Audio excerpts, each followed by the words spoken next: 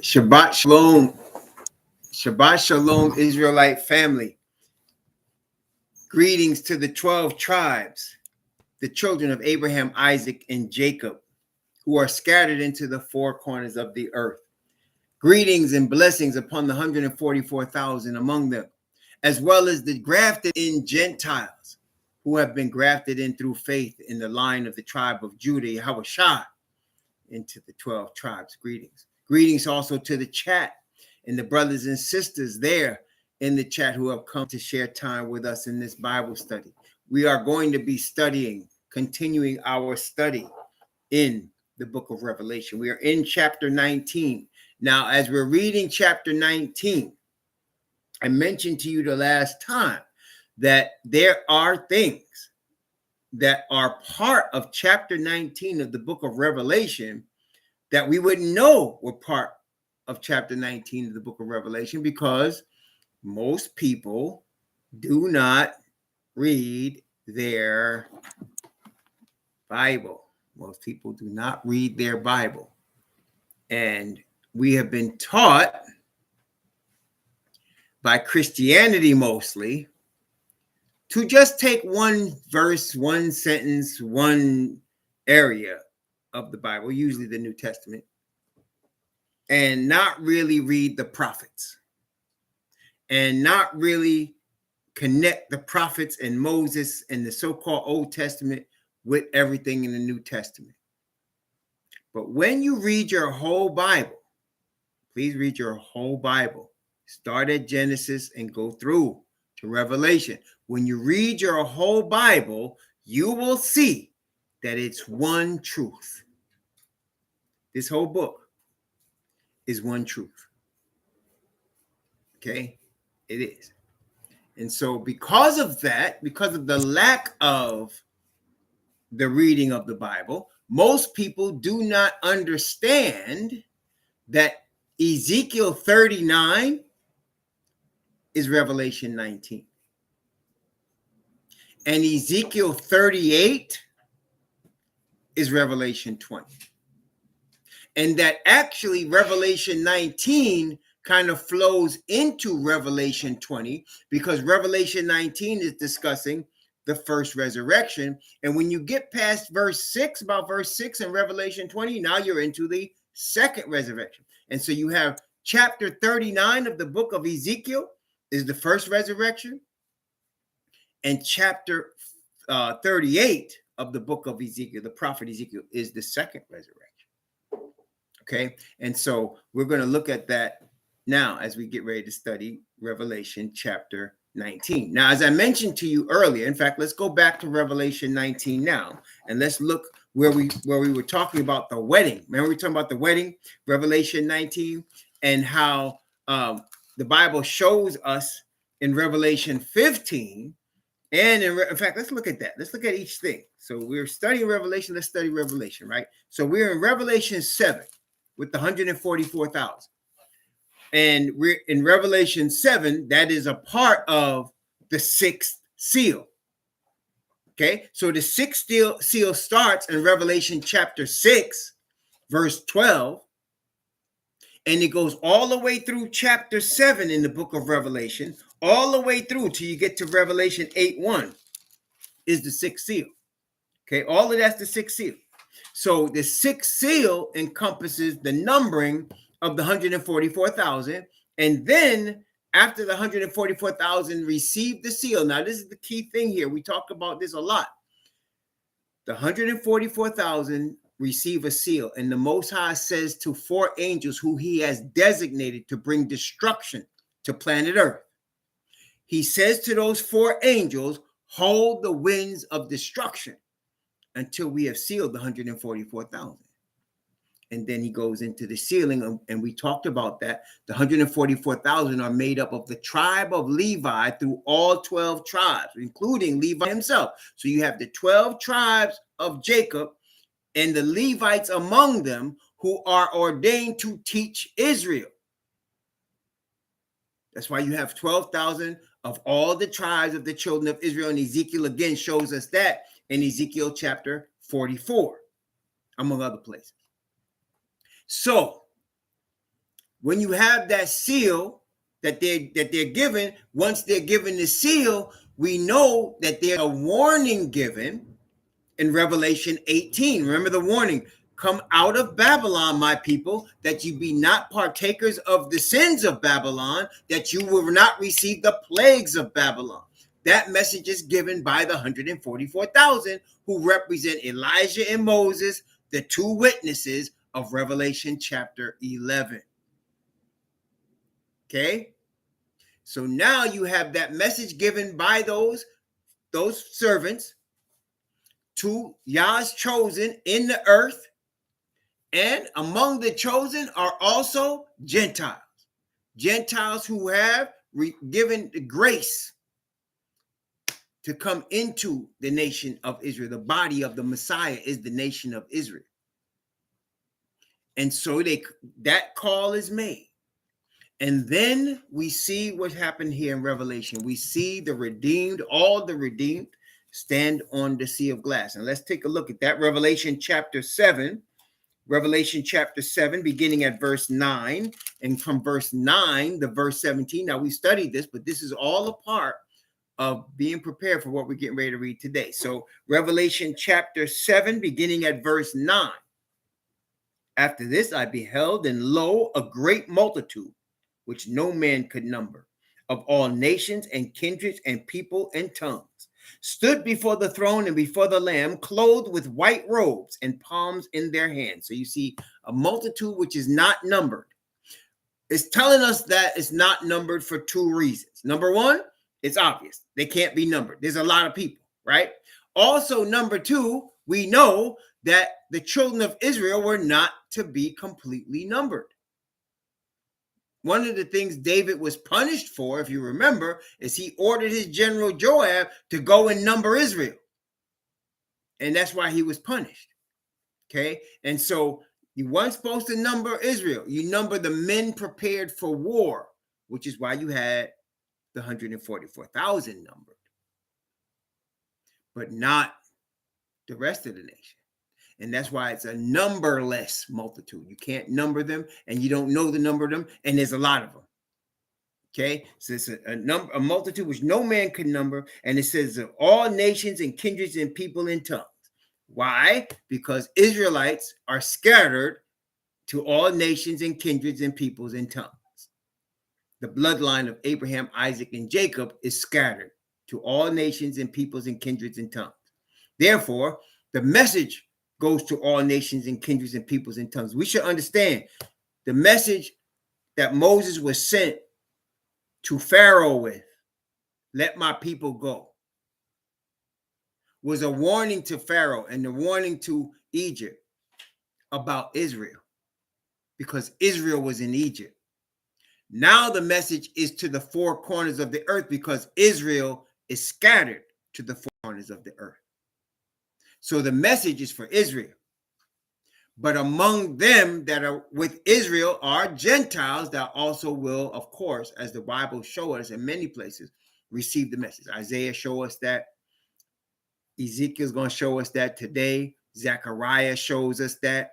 And of course, all of the writings of the Apostle Paul, the letters, show us that. So you're going to see Gentiles come to this truth as well. But the message, the main call is to Israel. Okay, so here, that's why you see all kindreds, tongues, and people. And they have palms in their hands. And we know why they have palms in their hands, because there's a particular event every year in the land of Israel for the chosen that involves palm branches. That would be the Feast of Tabernacles. Okay, they were to get palm branches and make booths of the palm branches, signifying they would no longer be traveling through the wilderness looking for their promised home. They would be in their promised home. And that was just a memorial to when they were scattered, or before they got to their promised home, when they were in the wilderness, wandering and not in the land. Like us, we were scattered throughout the earth and not in the promised land. And so we'll make palm branches booths, celebrating that we'll no longer be scattered, but we'll be forever in our land. So now they cried a song. They were on the sea of glass. It says it right. They stood before the Lamb, before the throne. It said, of all nations, they stood before the throne and before the Lamb, clothed with white robes and palms in their hands. Verse 9 and verse 10, and cried with a loud voice, saying, salvation to our Most High, which sitteth upon the throne and unto the Lamb. And all the angels stood round about the throne and about the elders and the four beasts, and fell before the throne on their faces and worshiped Yah, saying, Amen. Blessing and glory and wisdom and thanksgiving and honor and power and might be unto our Most High forever and ever. Amen. Now, at this point, John, the Revelator's attention is being redirected. His attention was first directed to the four angels holding the four winds. Then his attention was directed to the man with the seal in his hand.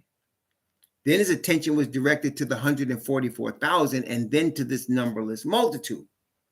But now one of the elders, the 24 elders that are around the throne of Yah, directs his attention in another place.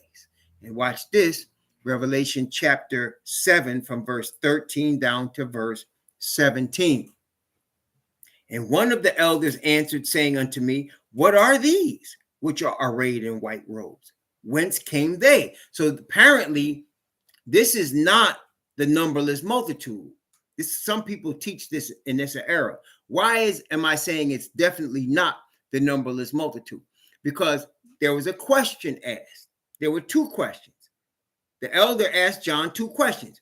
He said, what are these that are arrayed in white robes? Whence came they? Where did they come from? So now, but the numberless multitude, it tells you where they came from. It said these were people. It said these are no man could number. I beheld a great multitude which no man could number, of all nations and kindreds and tongues and people. So we know who they were. They were redeemed from the earth, obviously. But there's another group in white. And he's asking about them. And he said, where did they come from? You see what I'm saying? So apparently there's a difference between the numberless multitude and this group that the elder's telling John about. He said, where did these white robes come? Where did these come from? Who are they? Right? And then John said, verse 14, and I said unto him, Sir, thou knowest. Because he didn't know. He said, thou knowest. And he said unto me, these are they which came out of great tribulation and have washed their robes and made them white in the blood of the Lamb. So this other group came out of great tribulation. Now, all the redeemed deal with some tribulation, but he said these came out of great tribulation. Where did we hear about great tribulation? Other places in the Bible? Well, we know Daniel chapter 12, verse 1, that at that time it says, Michael shall stand up, the great prince, which standeth for the children of thy people. Daniel's being told by Gabriel. And at that time there shall be a time of trouble such as never was since there was a nation. That's the great tribulation. So there's a group of people among the redeemed that have come through that great tribulation. Okay. Verse 15. Therefore are they before the throne of Yah and serve him day and night in his temple. Now, if you understand the Israelite country, according to the Bible, as the Hebrews, not everybody goes into the temple to serve Yah. Am I right about that? Not every tribe and not everybody of every tribe goes into the temple to serve Yah. Y'all know that, right? Well, who goes in there then? Who goes into the temple to serve Yah? Only one tribe and only one group of the people of that tribe. That is the Levites. That is the Levites who are the sons of Aaron. Thank you, YHWH. That's right. The Levites of the sons of Aaron are the only ones that go in there. And who is that now? That's the 144,000. Okay, so now he's talking about the 144,000. And of course, this goes with the sixth church. Yah, the Most High Son say, Messiah say, they shall be temples right? They shall be pillars in the temple of Yah. And they're going to have on them Yah's name and the name of New Jerusalem and Messiah's new name. See that? So it's the same 144,000 that we've been talking about. So that's the different crew that's there among all of the people with the palm branches. There's this crew that they must be dressed a little different because everybody's wearing white, but there must be something different about these, because he said, where did these in white come from? Where they come from? He said, you know.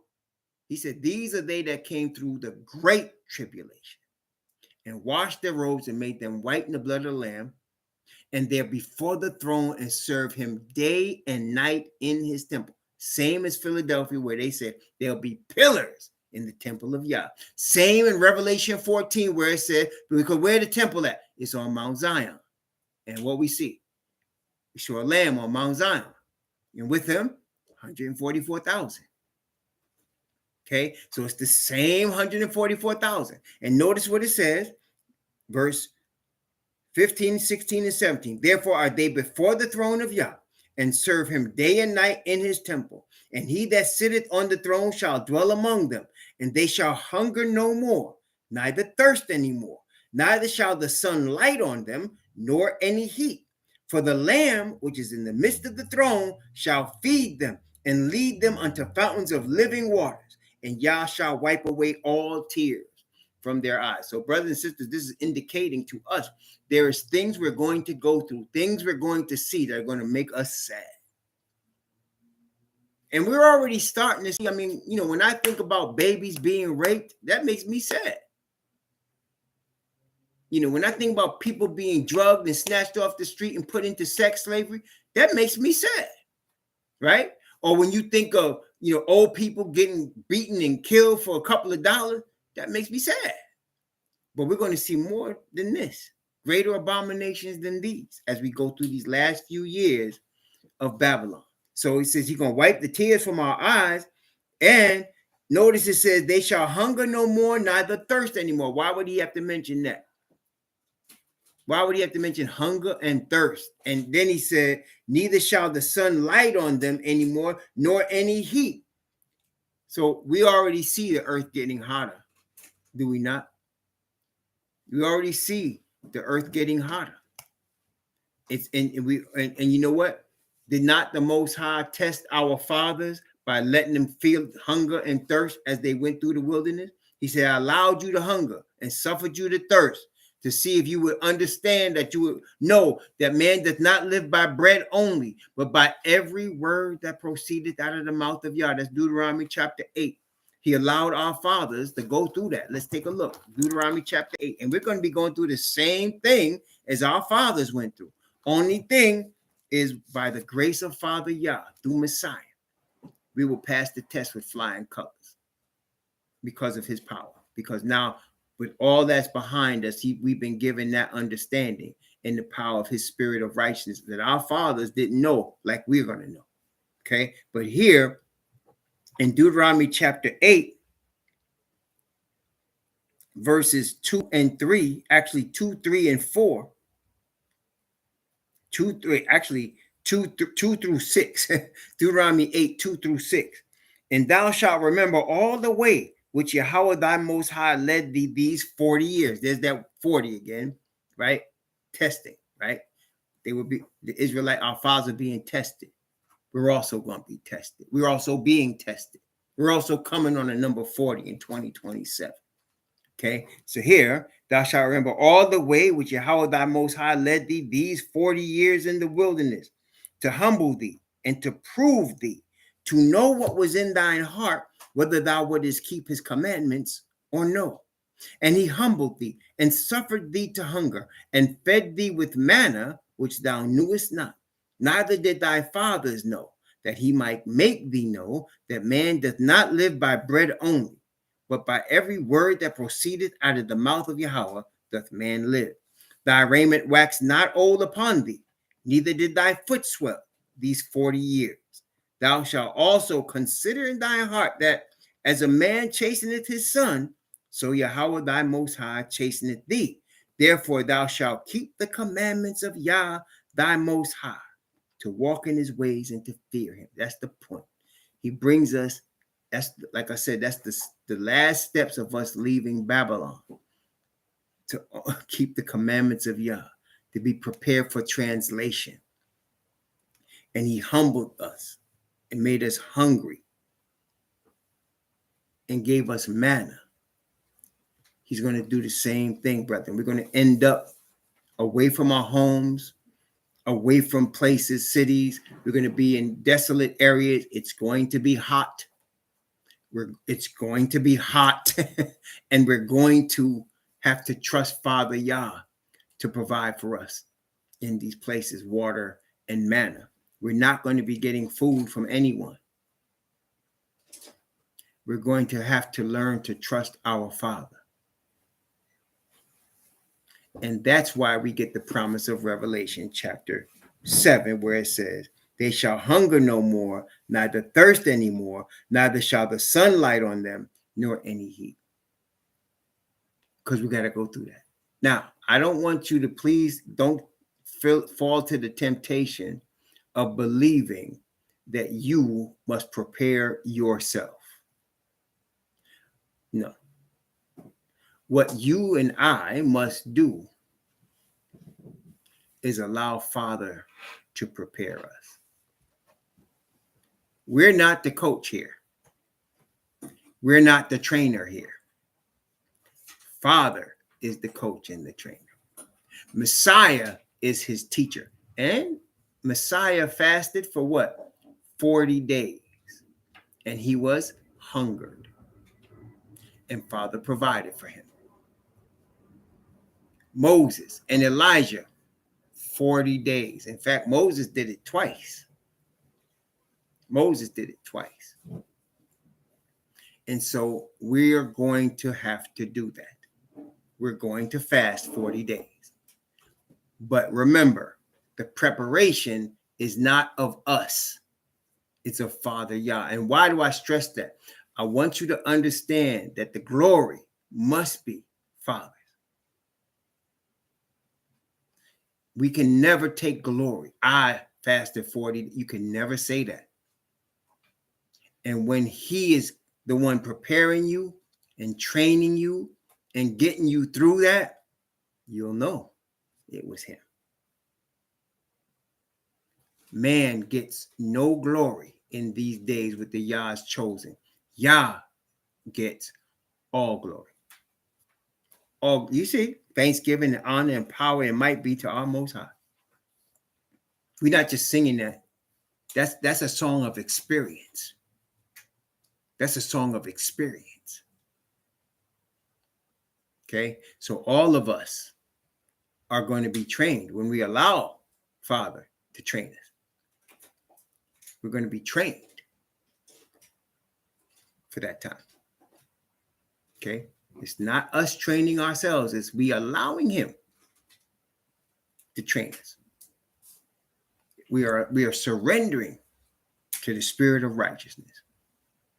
And that's why, brothers and sisters, all of us, every last one of us is dealing with things within ourselves that we are struggling with, that we are trying to learn to leave with the Father. Am I telling the truth? Y'all know I'm telling the truth. Every last one of us is dealing with things right now. I don't have to be no prophet to say that because it's part of the process. I'm reading the word. So all of us are dealing with things that we, in these things, Father knows, we are being trained to learn to trust him in. And in our heart, we know we need to do it, but it's hard for us. You see what? It's hard for us, right? But don't worry, because of Messiah, because Messiah YHWH was victorious over everything we are going through, Father gonna bring us through with him. Okay, it's guaranteed. Don't worry because you lose a battle. You're still gonna win the war as long as you're still in the fight. You hear me? Don't worry if you lose a battle, brethren. You're gonna still win the war as long as you stay in the fight. Okay, as long as you and I stay in the fight, we're gonna win the war. And even let me give you one more thing the Most High showed me a long time ago that is profound, man. Okay, you're battling and you're fighting with yourself. You're not fighting the devil. The devil's only pulling on strings that are within you and me. So you're fighting with yourself. Okay? It's you and the Most High, Yah. All right. So there's some battles you lose. There's sometimes you fall and you get on your knees and you confess your fault before your Father. And anybody that you hurt, you confess you sorry, right? You yelled, you screamed, you did something stupid. You said something stupid, you know, right? Let me show you something. Because of Messiah, because of the perfect righteousness of Messiah, because that perfect righteousness that he lived for his Father is credited to you. When you get to the kingdom, you will not see that fall. When you look in your book of record, the fall will not be there. When you know that you fell, you say, on such and such a date, I remember I did this. No, that's not there anymore. That's been wiped away because of the righteousness of Messiah.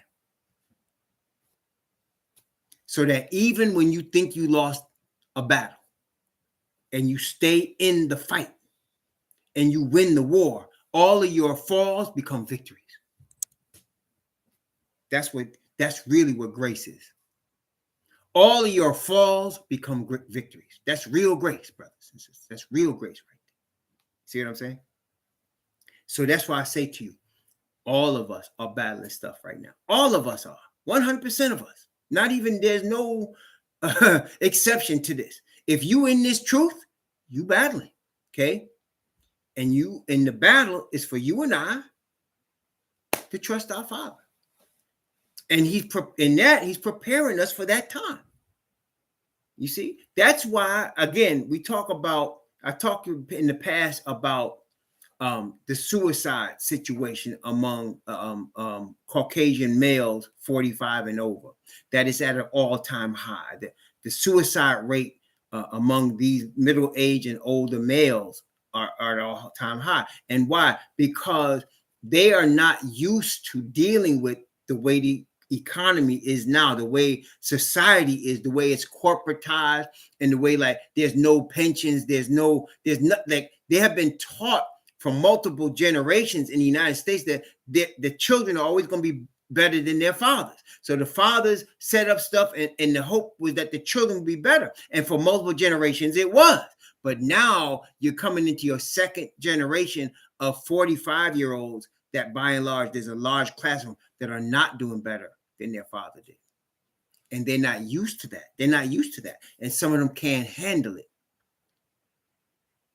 They feel like failures. And then a lot of them commit suicide. Well, it's not happening among the Hebrews. Why? Because we are used to it.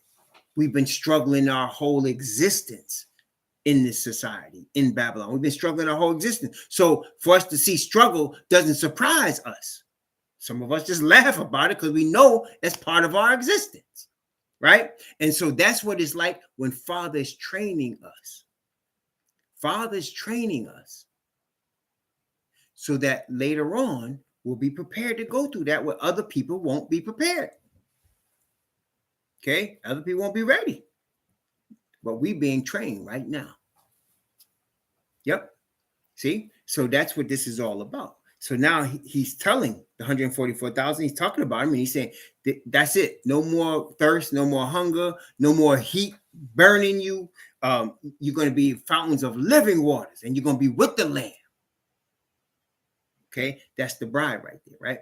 So that's the place you see the crowd on the sea of glass, and then the 144,000 among them. Now you go to chapter 15, and we saw the message of the three angels, which are really the message of the 144,000 from angels, from the Messiah, from Father, right? So we see the message of the three angels in Revelation 14, and then we see the judgment, and then Revelation 15 is another scene like Revelation 7. It's the same scene, but now the focus is on the 144,000 alone. So look, Revelation chapter 15, Revelation 15, and we read this before, but let's look. Revelation 15 from verse 1 down to verse 4. Revelation 15, 1 to 4.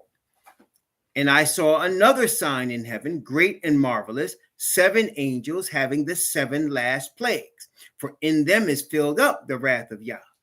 And I saw, as it were, a sea of glass mingled with fire, and them that had gotten the victory over the beast, and over his image, and over his mark, and over the number of his name, stand on the sea of glass, having the harps of Yah. See, before you saw a numberless multitude with palm branches in their hands.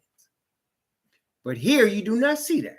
You see a group of people with harps in their hands. And we were told in Revelation 14, remember Revelation 14, verse 2, 1 and 2, Revelation 14, verse 1, 2, and 3. And I looked, and lo, a lamb stood on the Mount Zion, and with him 144,000, having his father's name written in their foreheads. And I heard a voice from heaven, as the voice of many waters, and as the voice of a great thunder. And I heard the voice of harpers harping with their harps, and they sung, as it were, a new song before the throne and before the 4 beasts and the elders. And no man could learn that song but the 144,000 which were redeemed from the earth. See, so only the 144,000 are singing these songs with the harp. So you now here in chapter 15, you're not seeing the palm branches.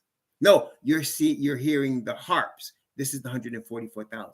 And they're mentioning specifically the image, the mark of the beast, the image, and it says the number of his name, right? So they are living during the time of the issuance of these things, okay? And now, verse 3, and they sing the song of Moses, the servant of Yah, and the song of the Lamb. They sing the song of Moses, one of the 2 witnesses, and the song of the Lamb. What about Moses? What about that? Because the Most High didn't speak to Moses like he spoke to every other prophet. He spoke to Moses like a man speaks to his friend. Right? And that's the 144,000. There is some rewards, brethren, for going through some of the crap we're going to have to deal with. There's some rewards for these battles we're going through. Don't worry about that. Okay? And the rewards are not monetary. They're higher than monetary. Money can never be compared to what we're going to get because we stayed in the fight. Praise the Most High. We stayed in the fight. Okay? Revelation chapter 15, verse 3. And they sung the song of Moses, the servant of Yah, and the song of the Lamb, saying, great and marvelous are thy works, Yahweh Al Shaddai. Just and true are thy ways, thou King of saints. Who shall not fear thee, O Yahweh, and glorify thy name? For thou only art holy. For all nations shall come and worship before thee, for thy judgments are made manifest. Yes, so we'll stand on the sea of glass with a numberless multitude, and we'll be getting a victory, singing a victory song at that point. That's the first resurrection. Okay, that's the first resurrection. Now, at the first resurrection, of course, also there is the wedding, right? Which we read about last time. They're still reviewing here, but this is the wedding, right? So Revelation chapter 19, let's read from verse 1 down to verse 9. Revelation 19, 1 through 9. And after these things, I heard a great voice of much people in heaven saying, hallelujah, salvation and glory and honor and power unto Yahweh our Most High. For true and righteous are his judgments, for he hath judged the great whore, which did corrupt the earth with her fornication, and hath avenged the blood of his servants at her hand. And again they said, hallelujah. And her smoke rose up forever and ever. And the 24 elders and the 4 beasts fell down and worshipped Jah that sat on the throne, saying, amen, hallelujah. And a voice came out of the throne saying, praise our Most High, all ye his servants, and ye that fear him, both small and great. And I heard, as it were, the voice of a great multitude, and as the voice of many waters, and as the voice of mighty thundering, saying, hallelujah, for Yahweh omnipotent reigneth. Let us be glad and rejoice and give honor to him, for the marriage of the Lamb is come, and his wife hath made herself ready. And to her was granted that she should be arrayed in fine linen, clean and white, for the fine linen is the righteousness of saints. And he said unto me, Write, blessed are they which are called unto the marriage supper of the Lamb. And he said unto me, These are the true sayings of Yahweh. So you see, we get translated to the sea of glass. We're forever changed. We will never die again. There'll be no more disease, no more death. We'll be praising our Father and the Lamb. We were made it. And so after that wedding, the connection between the Lamb and his bride, the 144,000, we will return and finish business with the beast and the dragon and the false prophet. Now, let's go to Ezekiel chapter 39. Ezekiel chapter 39.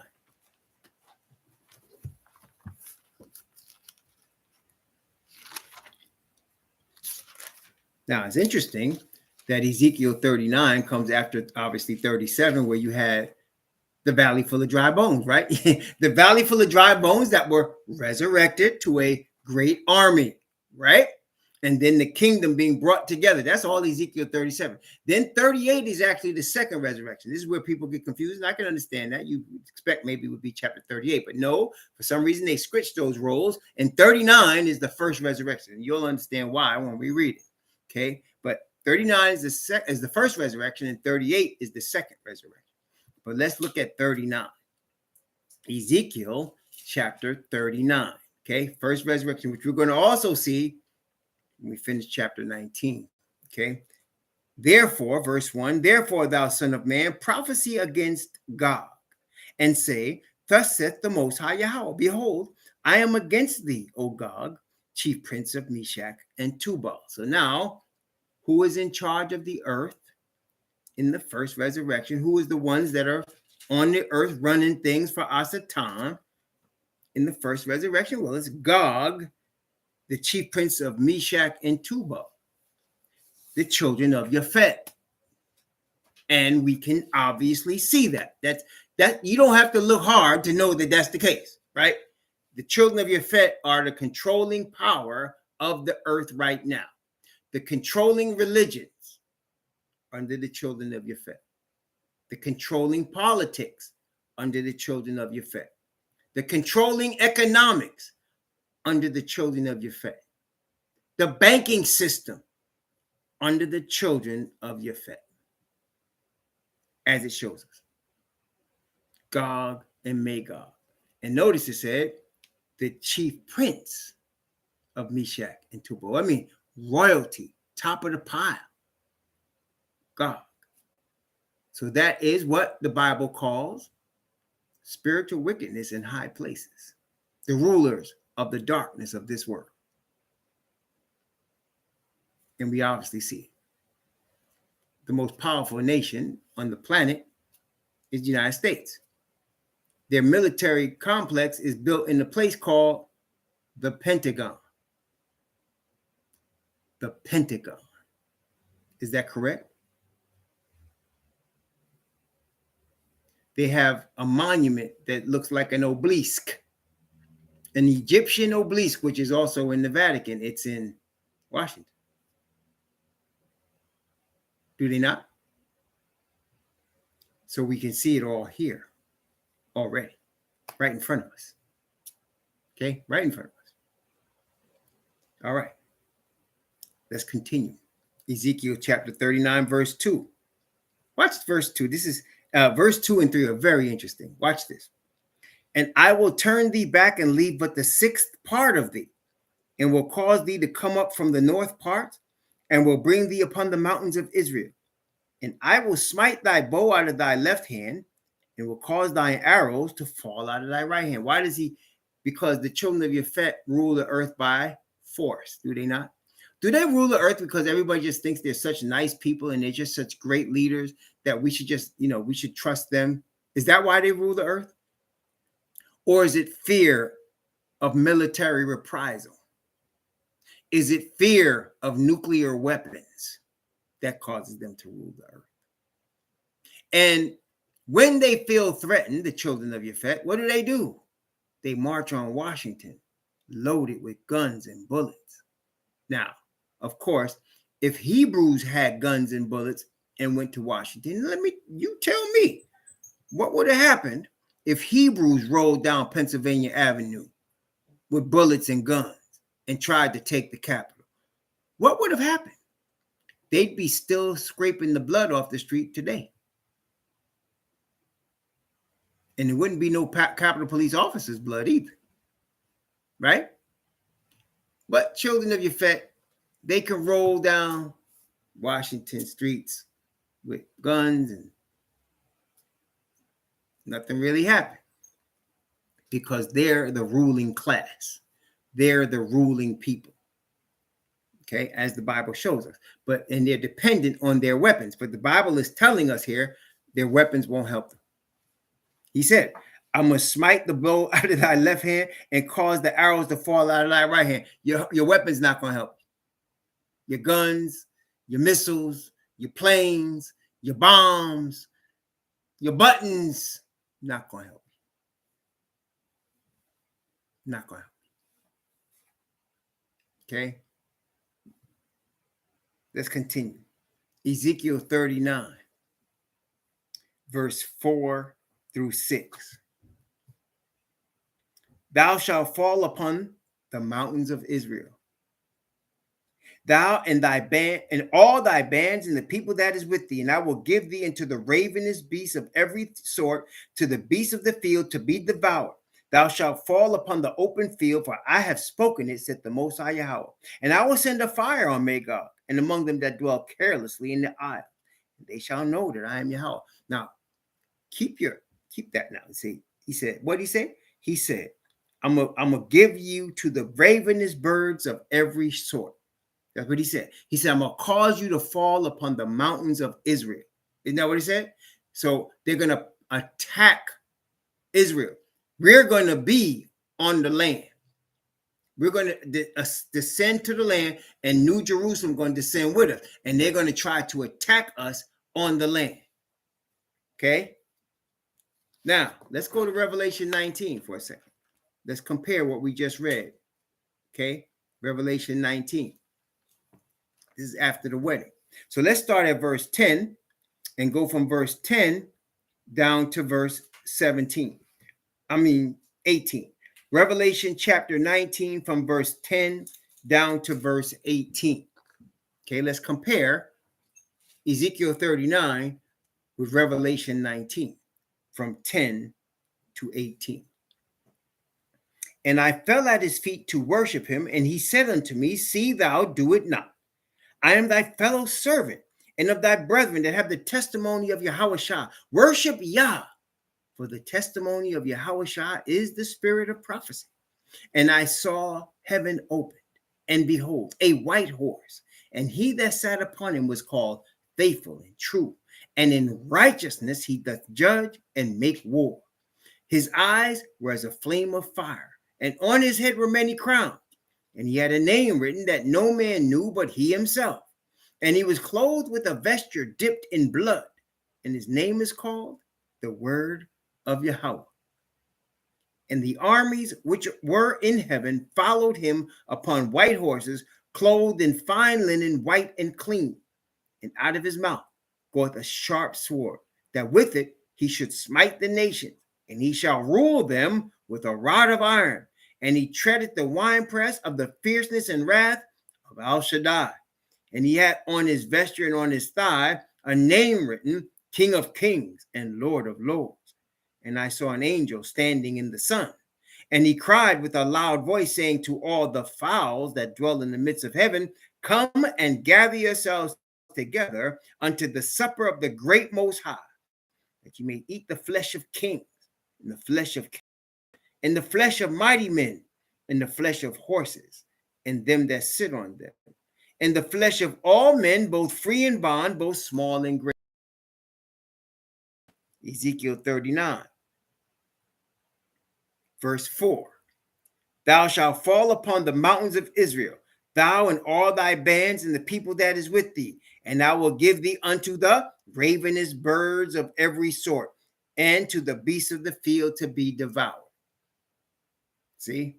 So they're going to have animals eating them and birds picking at their dead flesh. This is the first resurrection. Okay? The first resurrection, the only ones resurrected are the righteous. The ones on the earth that are now living, the people that are running the earth and all following those that are the leadership of this planet are the ones coming at the city. Okay? Exactly. It's a wrap at that point. Now, let's continue though. Ezekiel 39, verse 7. So I will make my holy name known in the midst of my people Israel, and I will not let them pollute my holy name anymore. And the heathen shall know that I am Yahweh, the Holy One in Israel. So he's showing the heathen. Well, doesn't that go with what happened when our fathers came out of Egypt? He said, what? I'm going to show Pharaoh. I'm going to get my glory on Pharaoh. Pharaoh's going to see that there's no other God but me, right? That's what he was saying. Well, now it's all the heathen. He said the heathen going to know who Yahweh is and that I'm in the midst of my people, Israel, forever. Praise the Most High. Praise the Most High. He going to get his glory. Praise the Most High. Okay, verse 8. This is where it starts to get different if you haven't read Ezekiel. Okay, listen now. Watch what it says. Ezekiel 39, beginning at verse 8. I'm going to read from verse 8 down to verse 12. Ezekiel 39, 8 through 12. Behold, it is come and it is done, said the Most High Yahweh. This is the day whereof I have spoken. And they that dwell in the cities of Israel shall go forth and shall set on fire and burn the weapons, both the shields and the bucklers, the bows and the arrows, and the hand staves, the spears, and they shall burn them with fire 7 years. So that they shall take no wood out of the field, neither cut down any out of the forest, for they shall burn the weapons with fire, and they shall spoil those that spoiled them, and rob those that robbed them, said the Most High Yahweh. And it shall come to pass in that day that I will give unto Gog a place there of graves of Israel, the valley of the passengers on the east of the sea. And it shall stop the noses of the passengers. And there shall they bury Gog and all his multitude, and they shall call it the valley of Hamon-Gog. Now, you see the valley of Hamon-Gog? Where else do you see? They gathered them together in a place called in the Hebrew tongue Armageddon. What else do you see? And they were tossed into a place called what? The lake of fire. There you go. There you go. Same thing. But wait, verse 12. And 7 months shall the house of Israel be burying them, that they may cleanse the land. This is the beginning of the 1,000-year period. This is the first resurrection. Y'all seeing that? You see the details that we haven't seen before? If you haven't read Ezekiel, you wouldn't know these details, but it's telling you what's going to happen. It's telling you what's going to happen. It's telling you how it's going to happen. They're going to try to attack the city that's come down from the sky. They're going to try to attack us, the redeemed, who are in that area of the earth at that time. And this is what's going to happen to them. Okay? We're going to be led by our general, the captain of Yahweh's host, YHWH. Okay? The Lion of the tribe of Judah. Praise the Most High. Okay. Wait. Let's keep going. Exactly. Let's keep going. It's Ezekiel 39 from verse 12. Let's read from verse 12. Let's read from verse 12 down to verse 17. You're going to see another repeat of what we read in chapter 19. 7 months shall the house of Israel be burying them, that they may cleanse the land. Yea, all the people of the land shall bury them, and it shall be to them a renown the day that I shall be glorified, said the Most High Yahweh. And they shall sever out men of continual employment These are the servants. My wife and I are reading today about the Nethanim, who are the Gibeonites, who were the ones that when the Most High's children came into the land, they tricked Joshua into making peace with them, and they became servants to the Israelites for the rest of their days on the land. Isaiah 14 talks about them. There's going to be people that are not Israel, that are not grafted in Israelites, that are going to surrender, and they're going to be servants for 1,000 years. And here you go, here they go. They shall sever out men, or in other words, separate men of continual employment, passing through the land of Tubari with the passengers, those that remain upon the face of the earth to cleanse it.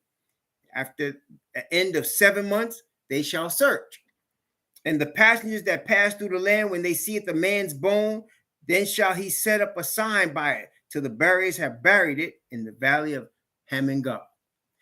And also the name of the city of Hamona shall be Hamona. That's also the name of the city shall be Hamona, multitude. Thus shall they cleanse the land. And thou, son of man, thus saith the Most High Yahweh, speak unto every feathered fowl and to every beast of the field. Assemble yourselves together. Come and gather yourselves on every side to my sacrifice that I do sacrifice for you. Even a great sacrifice upon the mountains of Israel, that ye may eat flesh and drink blood. Ye shall eat the flesh of the mighty and drink the blood of the princes of the earth, of rams, of lambs, of goats, of bullocks, all of them fatlings of Bashan. And ye shall eat fat till ye be full, and drink blood till ye be drunken of my sacrifice, which I have sacrificed for you. Thus ye shall be filled at my table with horses and chariots, with mighty men. Same thing we just read.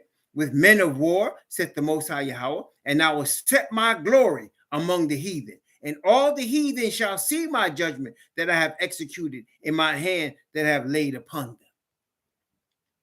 Let's go back now to Revelation 19.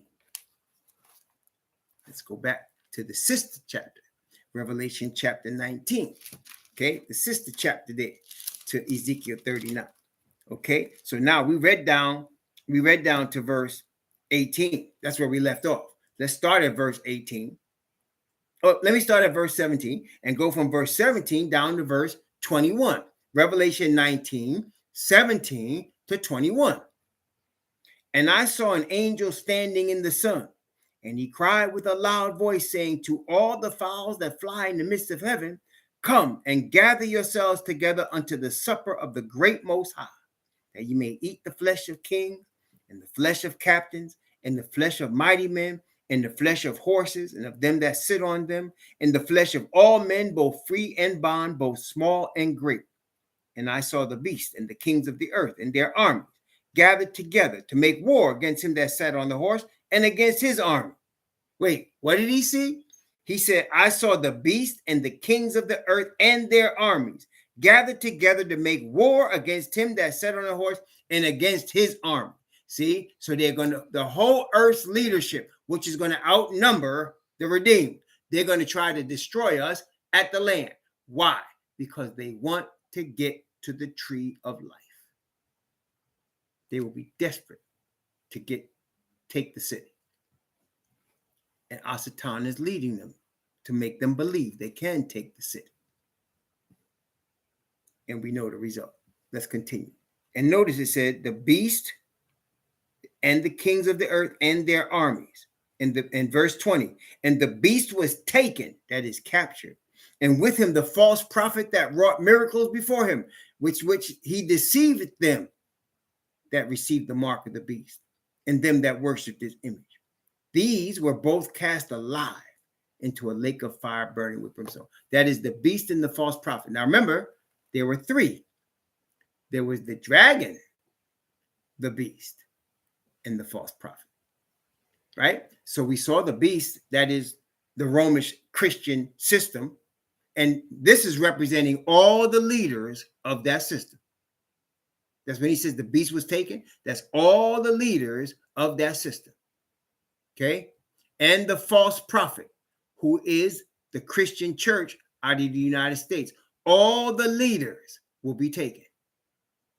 So the beast and the false prophet, he said they were captured and they were cast alive into the lake of fire. They don't come back anymore. They don't even come up in the second resurrection. Once you go into the lake of fire, that's all she wrote. You done. Nobody else, if you're going to watch the next verse, the remnant, that is the remnant of the lost, the remnant were slain. That's what Ezekiel talking about. They're slain with the sword of him that sat upon a horse, which sword proceeded out of his mouth, and all the fowls will fill it with their flesh. So the Messiah and the armies, which is us, will slay the rest of them.